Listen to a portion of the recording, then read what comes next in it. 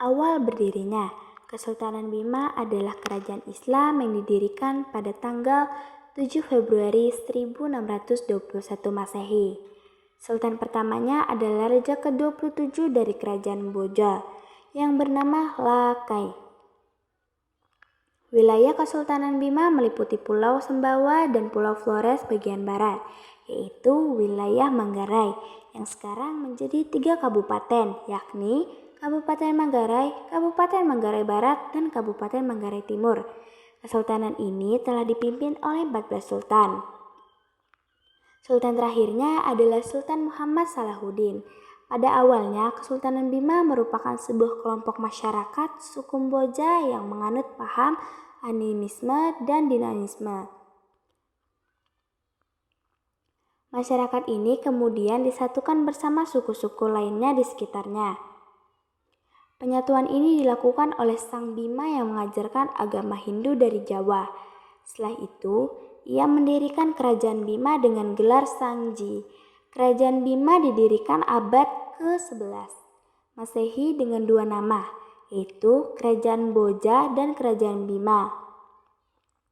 Kerajaan Boja merupakan nama yang diberikan oleh para pemangku adat yang disebut Ncu. Sedangkan Kerajaan Bima merupakan nama yang diberikan oleh masyarakat. Setelah membentuk kerajaan, Sang Bima pergi ke Kerajaan Medang. Ia kemudian mengirim kedua putranya yang bernama Indra Zamrud dan Indra Kumala ke Kerajaan Bima.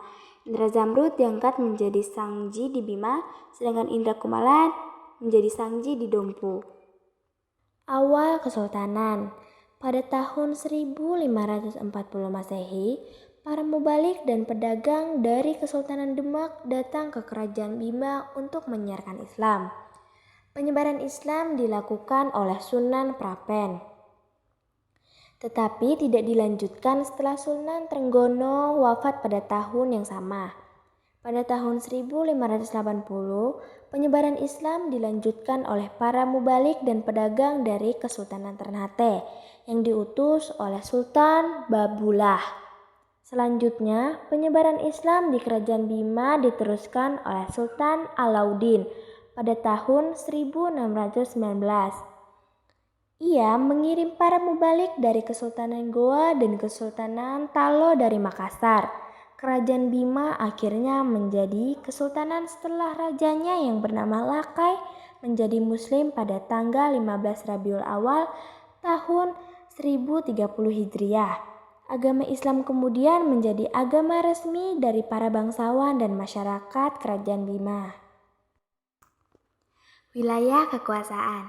Pada abad ke-19 Masehi, wilayah kekuasaan Kesultanan Bima meliputi Pulau Sumbawa bagian timur, Manggarai, dan pulau-pulau kecil di Selat Alas. Wilayah Kesultanan Bima berbatasan langsung dengan Laut Jawa di utara dan Samudra Hindia di selatan. Di Pulau Sumbawa, wilayah Kesultanan Bima dibagi menjadi 3 distrik, yaitu Belo, Bala, dan Sape. Tiap distrik dipimpin oleh seorang pemimpin distrik yang disebut Jdenli. Distrik kemudian dibagi lagi menjadi perkampung-kampungan yang dipimpin oleh kepala kampung. Wilayah Kesultanan Bima di Manggarai dibagi menjadi daerah Reo dan daerah Pota. Pemimpin masing-masing distrik bergelar naib yang bertanggung jawab langsung kepada Sultan. Para naib ini memimpin para galarang dan kepala kampung. Pada tahun 1938, wilayah kekuasaan Sultan Bima menyempit akibat perjanjian gubernur Hindia Belanda. Kesultanan Bima berbatasan dengan Laut Jawa di utara dan Samudra Hindia di selatan. Bagian timur berbatasan dengan Manggarai dan bagian barat berbatasan dengan Dampu. Kesultanan Bima juga memperoleh wilayah Kerajaan Sanggar yang berada di pantai barat semenanjung Gunung Tambora pada tahun 1928. Pemerintahan. Kesultanan Bima menggunakan gelar rumah pada para sultannya. Gelar ini melambangkan bahwa sultan adalah khalifah dan wakil Allah di bumi. Sultan diberi wewenang oleh masyarakat untuk menjadi pemimpin dan pemerintah. Dalam melaksanakan pemerintahan, Sultan mengutamakan kepentingan masyarakat dan tidak mementingkan keperluan pribadinya. Pemerintahan Sultan sepenuhnya dilaksanakan sesuai syariat Islam Nilai-nilai budaya yang tidak bertentangan dengan ajaran Islam dipadukan dan membentuk tradisi pemerintahan. Pemerintahan Hindia Belanda berkuasa di Kesultanan Bima pada tahun 1908 dan menerapkan pemerintahan terpusat. Wilayah Kesultanan Bima dibagi menjadi 5 distrik pemerintahan, yaitu Distrik Rasane, Distrik Donga, Distrik Sape, Distrik Bela, dan Distrik Bola. Distrik Rasane dipimpin oleh Sultan, sedangkan Distrik Donga dipimpin oleh Sultan Muda, Distrik Sapa dipimpin oleh Raja Bicara, Distrik Bola dipimpin oleh Raja Sakura, dan Distrik Bolo dipimpin oleh Ratu Parodo. Pada tahun 1909, Kesultanan Bima digabung ke dalam Kresidanan Timur Hindia Belanda dengan pusat pemerintahan di Makassar. Semua urusan kesultanan harus mendapat persetujuan pemerintahan kolonial Belanda. Raja Kerajaan Bima, Indra Zamrud. Raja Indra Zamrud adalah tokoh legendaris yang dipercaya menjadi raja kerajaan Bima. Raja Indra Zamrud adalah raja pertama kerajaan Bima. Indra Zamrud sering sekali digambarkan sebagai seorang penguasa bijaksana dan wibawa yang memiliki kekuatan gaib, seperti kemampuan untuk berkomunikasi dengan dewa-dewa dan mengendalikan elemen alam. Kisah-kisah tentang kehidupannya seringkali dicampur dengan unsur-unsur mitos dan legenda, menjadikannya sebagai salah satu tokoh yang sangat dihormati dalam budaya Jawa. Sultan Abdul Qahir. Sultan Abdul Qahir atau Lakai Rumata Batawadu adalah Sultan Bima yang pertama dalam sejarah Kesultanan Bima.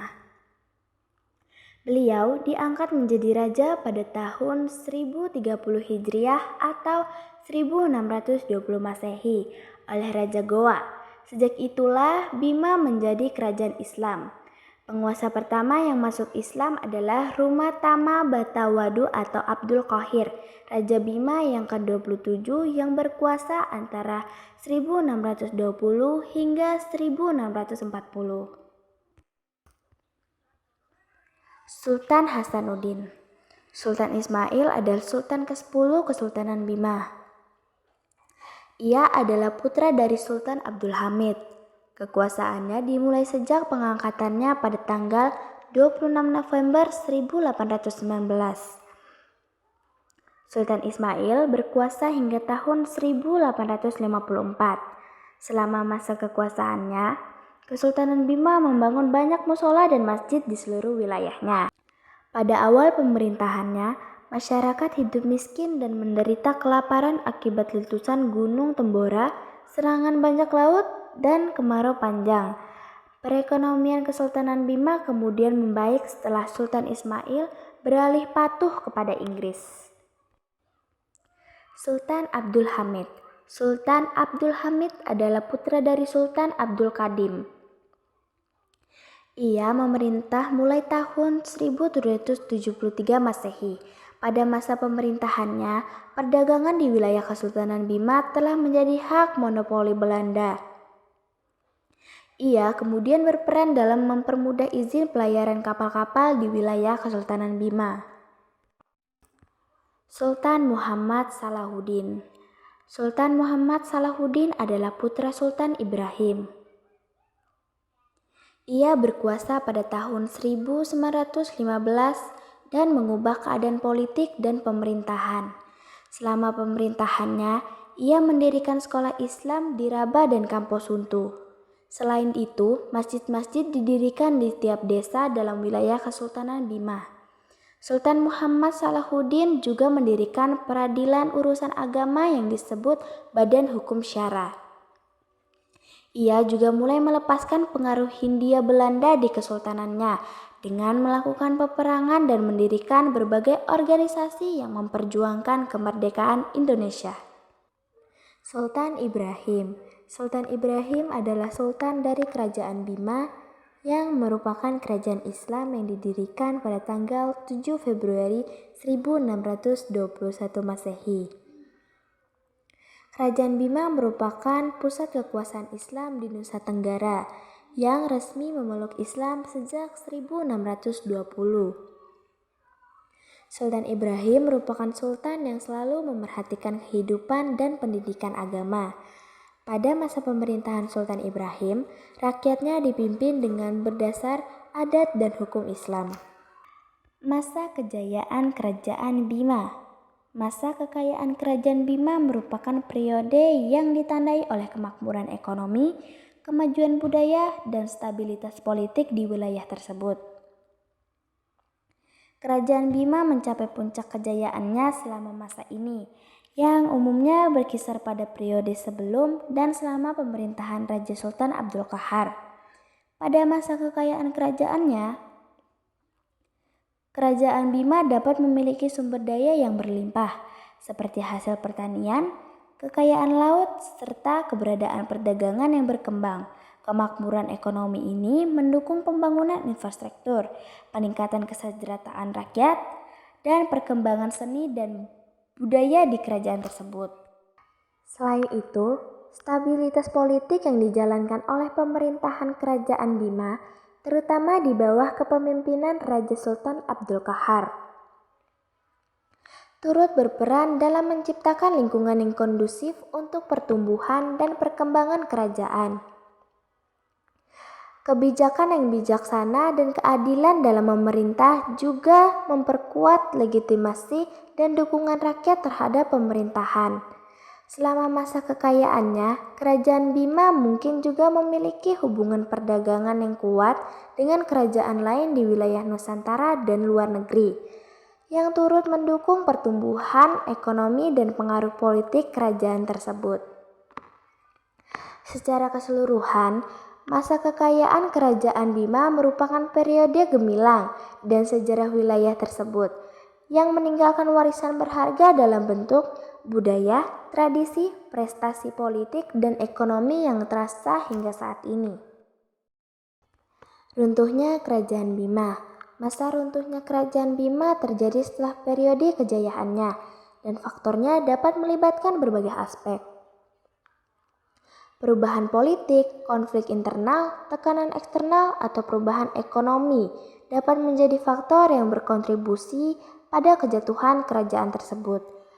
Pergeseran kekuatan politik atau invasi dari kerajaan tetangga mungkin telah berdampak negatif pada stabilitas Kerajaan Bima. Konflik internal seperti perselisihan penguasa atau ketidakpuasan rakyat juga bisa menjadi pemicu kehancuran. Selain itu, perubahan dalam kondisi ekonomi, seperti penurunan perdagangan atau bencana alam yang berdampak besar, dapat melemahkan ekonomi kerajaan dan memicu kejatuhan tersebut. Sejarah keruntuhan Kerajaan Bima mungkin melibatkan kombinasi faktor-faktor ini, dan analisis lebih lanjut dapat memberikan pemahaman yang lebih mendalam tentang penyebab pasti kehancuran tersebut. Penyebab runtuhnya Kerajaan Bima. Ada beberapa penyebab utama yang menyebabkan runtuhnya Kerajaan Bima. 1. Campur tangan kolonial Belanda. Belanda mulai mengambil keuntungan dari perselisihan internal di kerajaan tersebut dengan mendukung kelompok-kelompok yang bersedia bersekutu dengan mereka. Hal ini melemahkan kekuatan kerajaan secara keseluruhan. 2. Persaingan internal. Adanya persaingan kekuasaan antara bangsawan dan keluarga kerajaan di Kerajaan Bima sendiri menyebabkan konflik internal yang melemahkan pemerintahan. Pemberontakan dan perlawanan.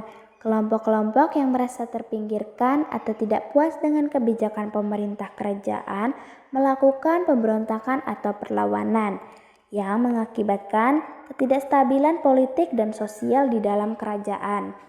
Eksploitasi sumber daya. Eksploitasi yang berlebihan terhadap sumber daya alam seperti hasil pertanian dan kekayaan alam lainnya juga dapat melemahkan ekonomi kerajaan dan menyebabkan ketidakpuasan di kalangan rakyat. Peninggalan sejarah Kerajaan Bima. 1. Istana Asimbojo. Istana Asimbojo didirikan pada tahun 1888 pada masa pemerintahan Sultan Ibrahim. Istana ini digunakan hingga masa pemerintahan Sultan Muhammad Salahuddin pada tahun 1927. Istana Asimbojo diperbaiki dan ditempati kembali pada tahun 1929. Arsitekturnya dirancang dengan menggunakan perpaduan arsitektur Bima dan Belanda. Perancangnya adalah Opsichter Rahata yang merupakan tahanan Hindia Belanda dari Ambon. Istana Asimbojo ada kemudian menjadi Museum Asimbojo. Pada masa Kesultanan Bima, istana ini digunakan sebagai kediaman sultan bersama keluarganya, serta sebagai pusat pemerintahan dan pusat penyiaran agama. 2. Istana Asibau. Istana Asibau dibangun pada tahun 1927 sebagai kediaman sementara untuk sultan dan keluarganya. Kediaman ini digunakan selama pembangunan ulang dari Istana Asimbojo.